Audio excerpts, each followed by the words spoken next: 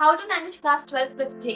तो बहुत सारे बच्चों का यही डाउट होता है कि हम बोर्ड्स को और जे को कैसे मैनेज करें, क्योंकि जेई में 75% का क्राइटेरिया में होता है जो कि बोर्ड्स को और ज्यादा इंपॉर्टेंट बना देता है। और इस बार जैसा कि हमने सीबीएसई का इतना ज्यादा विकराल रूप देखा है कि इतना ज्यादा नंबर्स कट हुए हैं बच्चों के, तो इस वजह से सीबीएसई मतलब बोर्ड्स के ऊपर ध्यान देना अब और ही ज्यादा इंपॉर्टेंट बन जाता है। So hello everyone, this is Srishti and अगर मैं अपना इंट्रो दूं तो मैंने क्लास 12 में 90% स्कोर किया था एंड जे मेंस में 98% आई थी। सो आई नो वेरी क्लियरली कि क्या क्या प्रॉब्लम्स हम फेस करते हैं ड्यूरिंग ऑल दिस फेज। हम यहाँ पे 5 पॉइंट्स में डिस्कस करने वाले हैं all the things. Clearly entry course के टाइम पे जो बच्चे होते हैं जो कुछ भी पढ़ के नहीं जाते हैं, मैं उनसे ये कहना चाहूंगी कि आपको ना 2 दिन डेडिकेटेड होके बोर्ड्स के लिए पढ़ना ही चाहिए, half yearly and pre board के टाइम पे। मतलब उस टाइम पर आपको जेई के लेक्चर्स वगैरह अपने अटेंड करने हैं, उसमें बैकलॉग नहीं करना है, बट आपको 2 दिन अपने हाफ ईयरलीज को देने ही हैं। क्योंकि जब हम हाफ ईयरली का पेपर देकर आते हैं, फिर जो हम घर पे आते हैं हमें रियलाइज होता है कि हमने क्या क्या मिस्टेक की, हमारी स्पीड में क्या थी और हमारे सोचने के तरीके में क्या क्या मिस्टेक थी। उससे हमें काफी चीजें समझ में आती हैं एंड जब हमारे मार्क्स आते हैं तो उससे हम एनालाइज कर पाते हैं कि हम जब पेपर लिखते हैं तो उसमें हम क्या क्या गलती करते हैं। एंड सेम ऐसा मैंने किया था, क्योंकि जब मैंने अपने हाफ ईयरली के एग्जाम्स दिए थे तो उसमें मेरे हिंदी में काफी कम मार्क्स आए थे, तो उससे मैंने एनालाइज किया था कि ऐसा क्यों हुआ एंड इस वजह से मैंने बोर्ड्स में उस समय अच्छा किया। सो इसी तरह आपको भी करना है एंड जो हाफ ईयरली में एंड प्री बोर्ड्स में मार्क्स आते हैं उससे हमें एक सेंस ऑफ कॉन्फिडेंस रहता है कि हम अपने बोर्ड्स में अच्छा कर सकते हैं। So you don't have to neglect half yearly and pre. और second point is what to do between April to December. So इस मोमेंट में हम जेई का ही पूरा पढ़ते हैं, मतलब सारे अपने लेक्चर्स अटेंड करना, रिविजन वगैरह करना, बट इस फेज में भी हमें काफी ज्यादा बर्नआउट फील होता है क्योंकि हम लगातार 3 सब्जेक्ट्स को ही पढ़ते जाते हैं।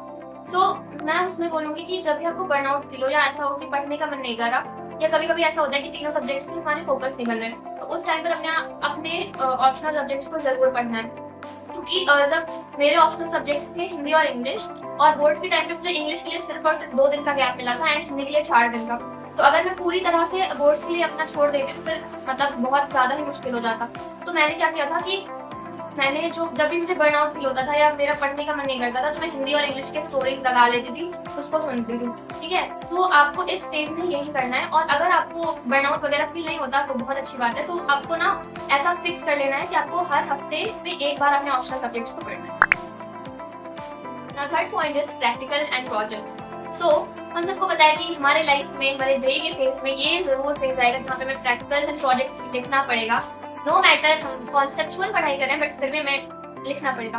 तो इस पेज में मैं ये बोलूंगी कि आप जितनी जल्दी हो सके उतनी जल्दी आपको ना पता लगा लेना है कि आपके प्रैक्टिकल फाइल्स का टॉपिक क्या है, कि आपको किस टॉपिक पे बनाना है। इसलिए क्योंकि कुछ स्कूल्स में ऐसा होता है ना कि वो एंडिंग के टाइम पे एकदम टॉपिक बताते हैं, एकदम दिसंबर के एंड में। फिर बच्चों को इतना ज्यादा पैनिक होता है कि हमारा जो है 10 जनवरी को सबमिशन है, हमें जल्दी जल्दी करना होगा, तो उस वजह से उनका पूरा टाइम प्रैक्टिकल्स को ही करने में जाता है और वो मतलब अपना जेई का पूरा छोड़ देते हैं। If I talk about my case, तो मैंने बहुत जल्दी पता करवा लिया था कि क्या क्या बनाना है, तो वो मुझे एज मिल गया था कि मतलब मैं जब मेरा पढ़ने का मन नहीं करता था तो मैं उस टाइम पे प्रैक्टिकल्स वगैरह बनाती थी, बट स्टिल मुझे एंडिंग में 5 दिन ऐसे थे जिसमें मुझे सिर्फ और सिर्फ फाइल्स और प्रैक्टिकल में ही देना पड़ा था, जिसकी वजह से मेरा रिविजन काफी ज्यादा खराब हो गया था।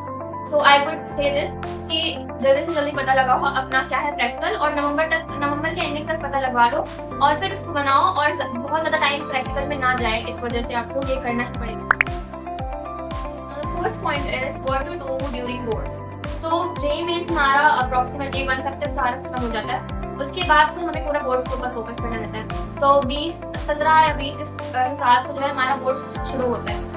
तो इस बीच में क्या करना है, अगर आपका जेई मेंस फर्स्ट अच्छा नहीं गया है तो आपको जेई मेंस 2 पे भी ध्यान देना होगा। इस बीच में आप पूरी तरह से बोर्ड्स पे नहीं जा सकते, एंड अगर आपका जेई मेंस 1 अच्छा गया तो आपको एडवांस के ऊपर फोकस करना पड़ेगा। तो ये चीज होती है।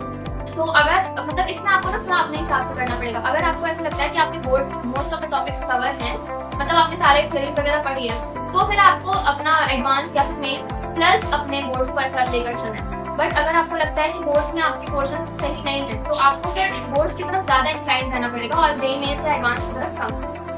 तो अगर मैं अपना बताऊँ तो मैं क्या करती थी, क्योंकि मेरा फर्स्ट जेई मेंस जो था वो बहुत ज़्यादा अच्छा नहीं गया था, तो मुझे अपना सेकंड जेई मेंस अच्छा करना था। तो उसलिए मैं क्या करती थी कि मेरा 20 को मेरा फिजिक्स का पेपर था और 28 को मेरा था केमिस्ट्री का। तो मैं क्या करती थी, मैं स्टार्टिंग के 5 दिन तक, क्योंकि मेरा बोर्ड्स का लेवल ठीक ठाक था, और तो इस वजह से मैं क्या करती थी, स्टार्टिंग के 5 दिन मैं जो है बोर्ड्स प्लस जेई मेंस दोनों पढ़ती थी 50-50 करके। एंड जो लास्ट के 3 दिन थे जो मतलब 2 दिन थे उसमें मैं पूरा बोर्ड्स ओरिएंटेड होके पढ़ रही थी। तो ऐसा मैंने इसलिए किया था क्योंकि मेरा मतलब केमिस्ट्री में स्पेसिफिकली मेरा बोर्ड्स लेवल क्लियर था।